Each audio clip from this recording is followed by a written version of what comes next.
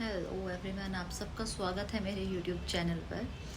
आज की बात बहुत इम्पोर्टेंट बात है, ध्यान से सुनिएगा आज की बात। आज हम बात करने वाले हैं कि क्यों ज़िंदगी में रोना ज़रूरी है। हम हमेशा कहते हैं खुश रहो खुश रहो, हम हमेशा आशीर्वाद भी देते हैं, अरे हमेशा खुश रहो, कीप स्माइलिंग। तो आज मैं ये क्यों कह रही हूँ कि रोना ज़रूरी है। आपको एक सबसे बड़ी बात बताऊँ, रोना क्यों ज़रूरी है मैं बताऊंगी, पर सबसे इम्पोर्टेंट चीज़ कि रोने से क्या होता है मैं बताती हूँ आपको। डिप्रेशन जो आप लोग बोलते हो ना, डिप्रेशन कभी एक चीज़ से नहीं होता कि आज मेरे साथ कुछ बुरा हुआ कल मैं डिप्रेशन में चली जाऊंगी। नहीं, डिप्रेशन होता है जब आप सालों साल तक किसी दुख को, किसी दर्द को, किसी ऐसी फीलिंग को जिससे आपको बड़ा बुरा लगा और आपने उसको अपने अंदर दबा दिया, और दबाने के बाद वो अंदर घुटता जा रहा है और आप उसको निकाल नहीं रहे हो, ना ही गुस्से में ना ही रोने में, और वो चीज़ अंदर घुट रही है। और ओवर द टाइम काफ़ी सालों बाद वो चीज़ डिप्रेशन के रूप में सामने आती है। डिप्रेशन कैसा दिखता है पता है?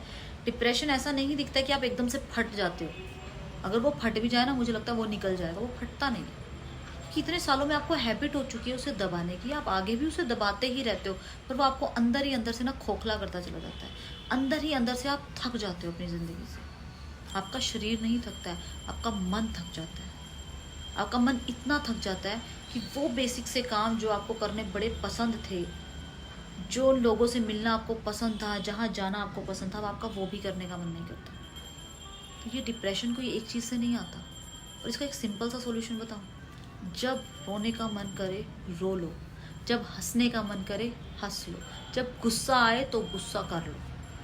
कब तक ये सोचोगे कि लोग क्या सोचेंगे, लोग क्या कहेंगे? देखो, लोग कुछ भी कहेंगे, आपको कल को डिप्रेशन हो गया, लोग आपको पागल कह के साइड में घेर देंगे कि पागल है, तो ऐसी फालतू बातें करती रहती है। लोगों को कोई फर्क नहीं पड़ता कि आप किस चीज़ से जूझ रहे हो। आप जो कर रहे हो आज, वो अपने साथ कर रहे हो। आज अगर आप अपने इमोशंस को दबा रहे हो तो आने वाले टाइम में ऐसी हालत हो जाएगी ना, मैं बताऊं, आपको समझ नहीं आएगा कि मैं क्या करूं।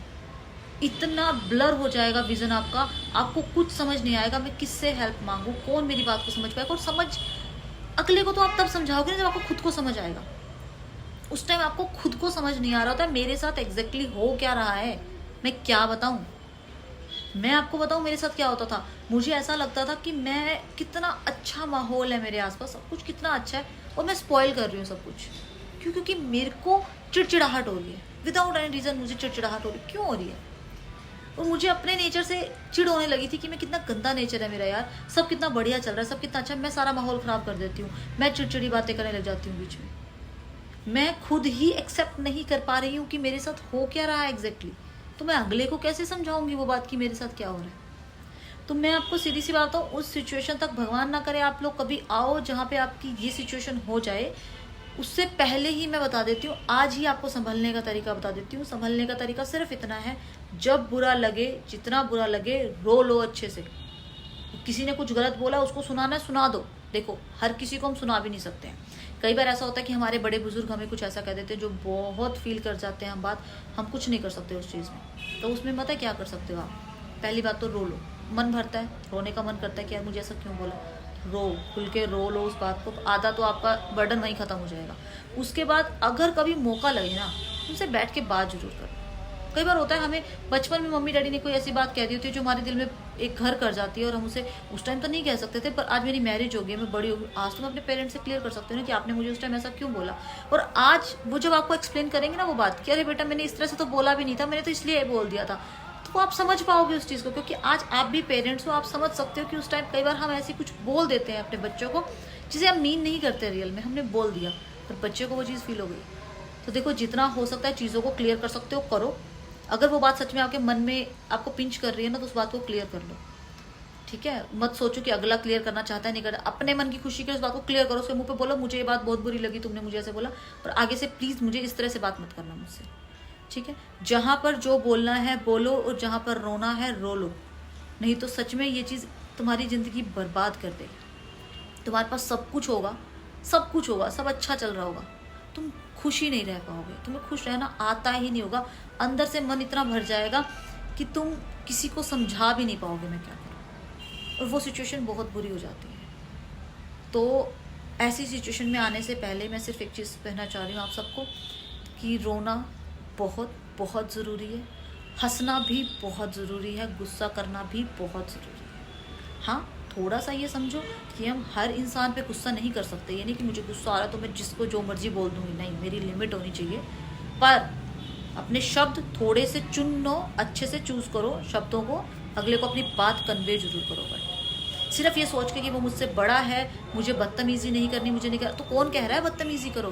बात तो बताओ ना उनको, उन्हें ये तो कहो कि आपने मुझे अभी जो बोला मुझे बहुत बुरा लगा, आपको ऐसा नहीं बोलना चाहिए था, या मुझे बहुत हर्ट किया आपकी इस बात में। इतना तो कह सकते हो, ये तो कोई बदतमीज़ी नहीं है ना।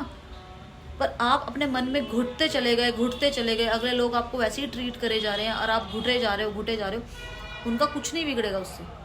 उनको तो समझ आ गया कि इस इंसान के साथ ऐसे ही डील करना है, ये तो बर्दाश्त कर लेता है, कोई बात नहीं। पर आप अपने साथ जो इतनी बड़ी गलती कर रहे हो ना, वो आने वाले टाइम में तुम इमेजिन नहीं कर सकते हो तुम्हें कितना बड़ा नुकसान, कितनी बड़ी सज़ा झेलनी पड़ेगी इस छोटी सी गलती की। तो सिर्फ एक बात कहूँगी, मन में जैसी भी फीलिंग आती है, दुख वाली सबसे इम्पोर्टेंट, कहीं भी कुछ बुरा लगता है, दुख है मन में, उसे दबाओ मत, उसे अवॉइड मत करो। कभी कोशिश मत करो कि मैं इसके बारे में सोचूंगा तो अरे मुझे रोना आएगा, मैं अवॉइड करता हूँ, मैं कुछ और कर लेता हूँ। देखो वो इमोशन अंदर ही है, वो मरा नहीं है, वो और ज़्यादा बढ़ता जा रहा है, वो घाव और ज़्यादा बढ़ता जा रहा है अंदर।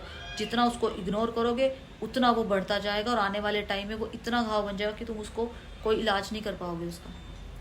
ठीक है, तो सारी बात का सार सिर्फ इतना है कि लाइफ में रोना बहुत ज़रूरी है, चाहे आप आदमी हो, चाहे आप औरत हो, चाहे आप बच्चे हो, चाहे आप बुजुर्ग हो। ऐसा कुछ नहीं होता कि एज के साथ आपके इमोशंस बदल जाते हैं।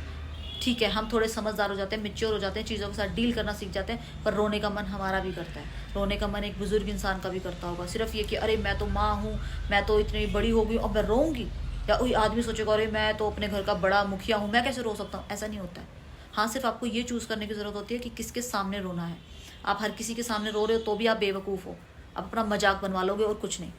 तो हर किसी के सामने भी रोना नहीं होता। आपकी लाइफ में आपके पार्टनर है, आपके पेरेंट्स हैं, आपके बच्चे हैं, जिस साथ आपको कंफर्टेबल फील होता है, आप उनके सामने बैठो, अपने दिल का सारा गुबार निकालो और रो लो खुल के। और कोई नहीं है तो परमात्मा तो है ना आपके साथ। आंख बंद करो, उनसे बात करो, उनसे कनेक्ट करने की कोशिश करो, उनके सामने सारा दिल खोल के रख दो कि मेरे मन में ये बात है, और खुल के रो लो। चिल्ला के रोने का मन करता है, चिल्ला के रो लो, और घुटो मत। बहुत बहुत बड़ी बात मैं तुम्हें कह रही हूँ, कभी भी अपने इमोशंस को दबाना नहीं है। जो भी इमोशंस हैं उन्हें बाहर निकाल दो। ठीक है, तो मुझे लगता है कि आज के लिए इतना काफ़ी होगा, तो मैं चलती हूँ।